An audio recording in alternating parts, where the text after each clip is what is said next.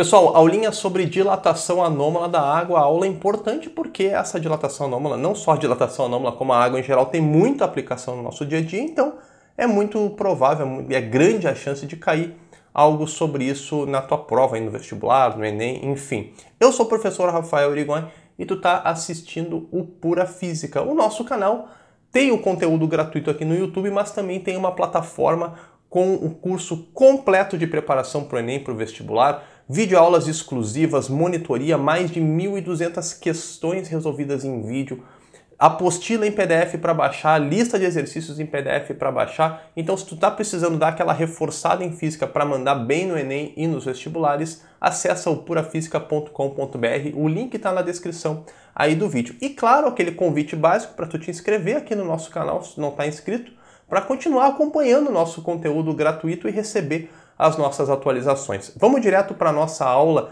de dilatação anômala da água, porque aqui o lema do Pura Física é sempre aulas direto ao ponto, sem enrolação. Então, partiu! Pessoal, a dilatação anômala da água. Como o nome já diz, uma anomalia é algo que é fora do normal. Agora que a gente já estudou a dilatação dos líquidos e dos sólidos, dos corpos em geral, a gente já sabe o que seria uma dilatação normal. Então vamos relembrar o que seria a dilatação normal para a gente entender a dilatação anômala da água.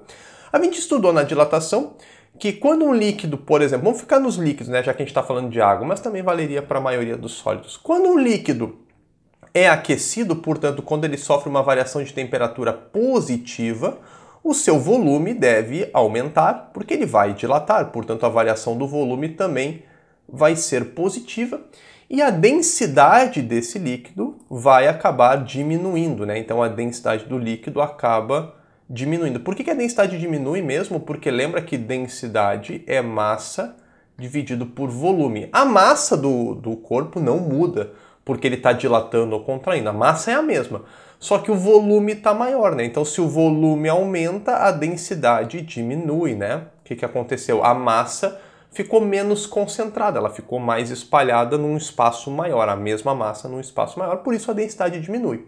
E também é de se esperar, o normal é que se a temperatura diminui, então se o ΔT for negativo, indicando que a temperatura diminuiu, o corpo, em vez de dilatar, vai contrair, ou seja, o seu volume vai diminuir e a sua densidade vai aumentar, então a densidade aumenta, ok? Isto é o normal. Agora, tendo o normal aí na tela para a gente poder comparar, vamos ver como é que é o comportamento anômalo da água. Primeira coisa que a gente tem que entender é que esse comportamento anômalo da água vale para a faixa de temperaturas entre 0 graus Celsius e 4 graus Celsius, tá? Acima de 4 graus Celsius ou abaixo de 0, o comportamento é o normal, é o que se espera de qualquer outro corpo, que é o que a gente já registrou aqui na tela. Agora, falando da água, então, na faixa da anomalia, na faixa anômala, se a gente fizer um aquecimento, portanto, se a gente aquecer de 0 graus Celsius para 4 graus Celsius, eu estou aquecendo a água, tá?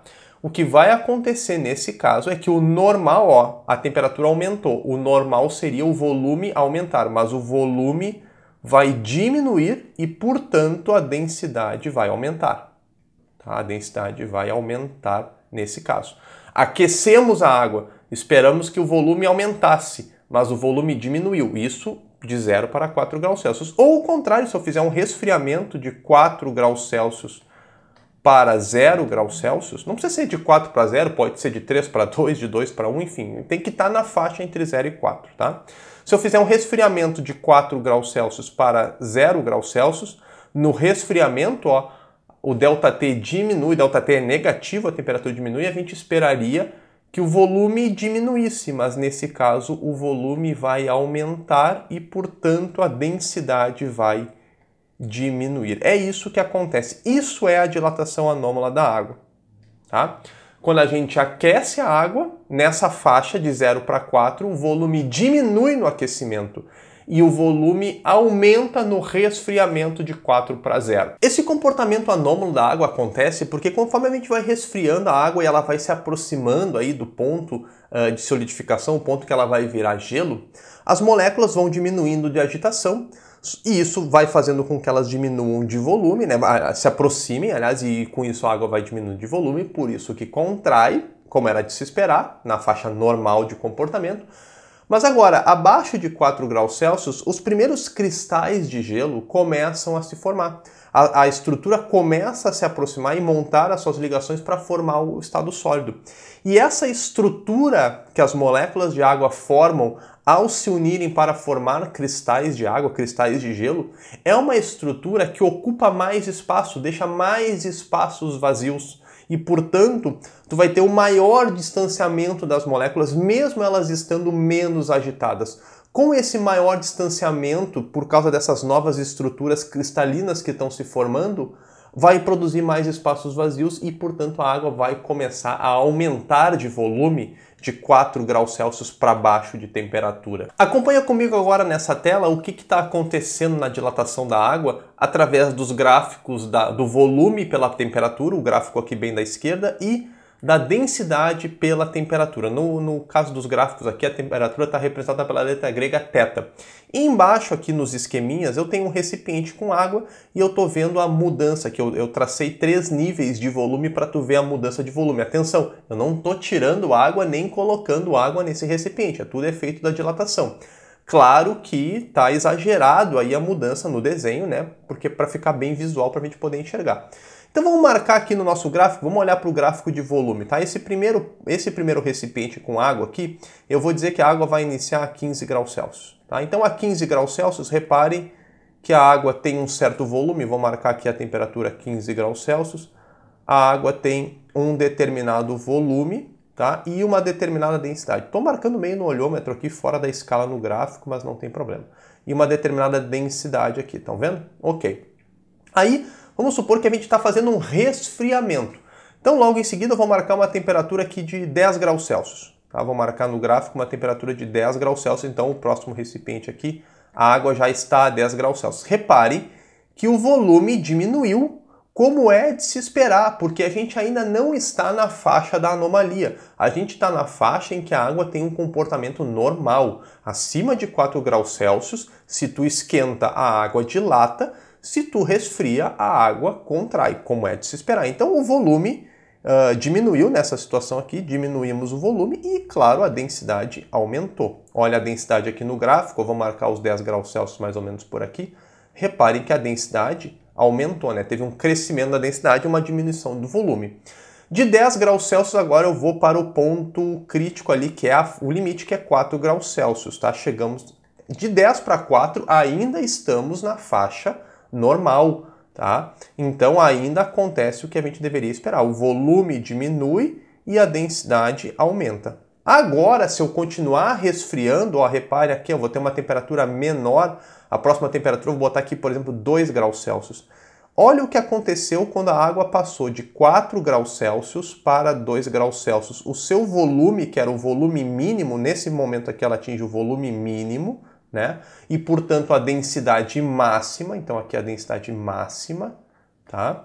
Em 4 graus Celsius a água atinge a sua densidade máxima porque atingiu o seu volume mínimo. Inclusive, a densidade máxima da água é aquele valor padrão de 1 grama por centímetro cúbico, ou 1000 quilogramas por metro cúbico, que é o valor que a gente sempre utiliza nos cálculos quando envolve densidade da água. Tá? Mas agora fizemos o resfriamento de 4 para 2. Então a gente já está aqui, ó, esse recipiente aqui já é um recipiente com a água a 2 graus Celsius. Reparem que o volume tornou a aumentar. Então o volume aumentou e, portanto, a densidade diminuiu. Olha a densidade aqui, ó, 2 graus Celsius está aqui, ó. Olha a densidade da água diminuindo em relação ao seu nível máximo de densidade, o volume aumentando. Ó, estamos resfriando, o que deveríamos esperar? Volume diminuir. Porém, para a água, o volume aumenta. E aí, se eu resfriar agora de 2 para 0, continuar o resfriamento de 2 para 0, vai atingir esse volume aqui V0, que é maior, então aumentou ainda mais o volume, aumentou um pouquinho mais e a densidade diminuiu um pouquinho mais. Isso explica, por exemplo, por que a água, quando congela, ela tranca na forminha. Tu vai fazer uma forminha, vai fazer gelo, né? Tu bota a água na forminha de gelo, quando tu vai tirar, que ela está congelada, o gelo está trancado na forminha. Por quê? Porque a água dilatou e trancou ali o gelo, a água no estado sólido trancou na forminha. Isso explica também porque se tu deixar esquecer uma garrafa com água, uma garrafa com refrigerante, ou uma garrafa até com cerveja, que é predominantemente água, tu esquecer ela cheia no freezer e ela congelar, a garrafa pode estourar, a garrafa pode quebrar, porque a água vai congelar, vai dilatar, vai aumentar de volume, e aí isso vai fazer, a expansão vai acabar forçando e a garrafa pode ceder e acabar estourando. Então, reparem que a anomalia começa a partir dos 4 graus Celsius. A gente fez o resfriamento de 15 até 0 no nosso gráfico. De 15 até 4, a água teve o comportamento esperado. Resfriou, diminuiu a temperatura, o volume diminuiu, a densidade aumentou.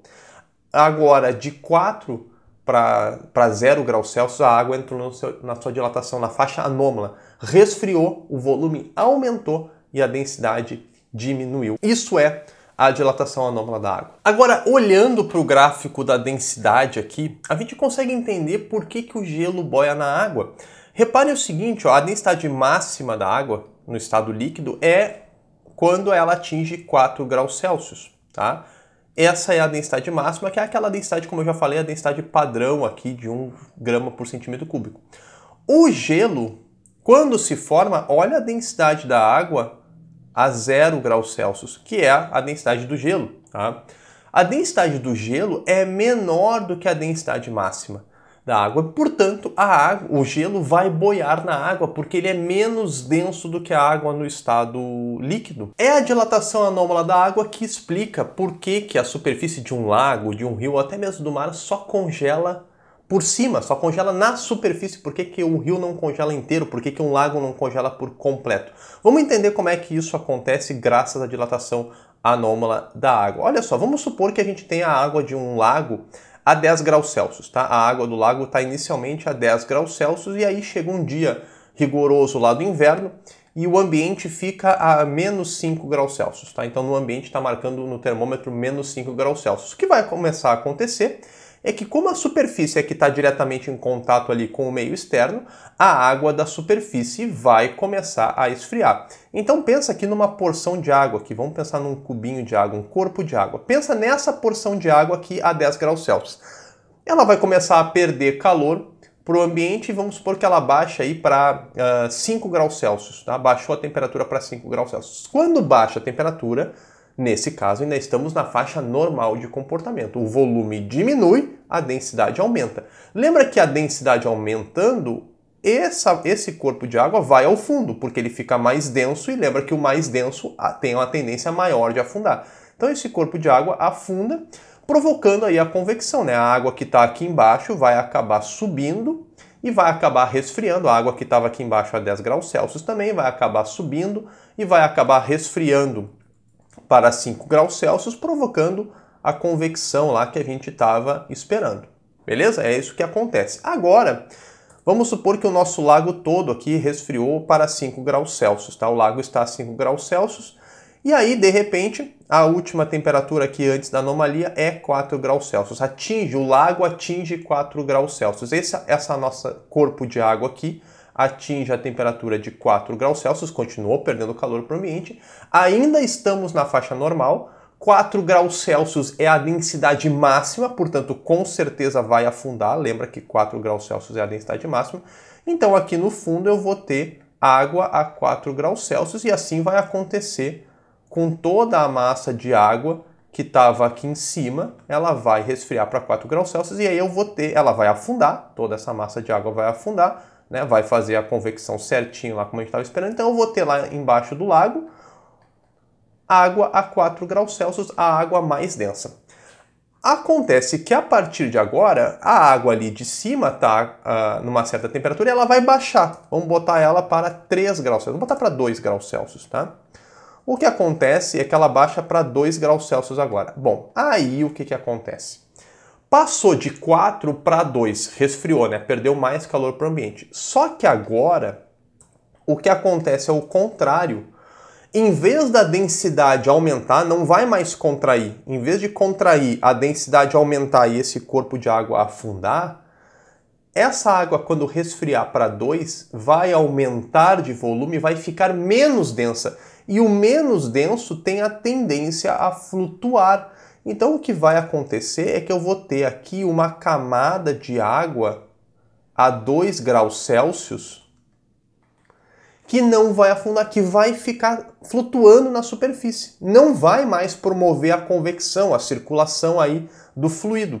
E aí essa camada de ar vai começar a perder calor, aí vai baixar de 2 para 1, de 1 para 0 e finalmente vai acabar a 0 graus Celsius, vai acabar congelando. Ela não afunda mais porque ela vai ficando cada vez menos densa, a tendência dela de boiar vai aumentando cada vez mais, porque o volume está aumentando, então ela vai ficando na superfície. E aí finalmente a água congela, encerra a convecção. E além disso, por que o resto do lago não congela?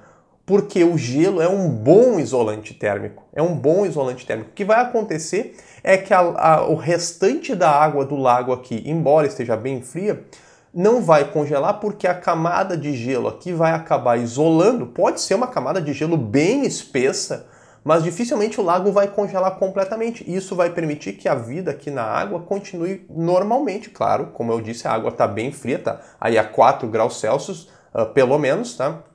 Só que está no estado líquido ainda.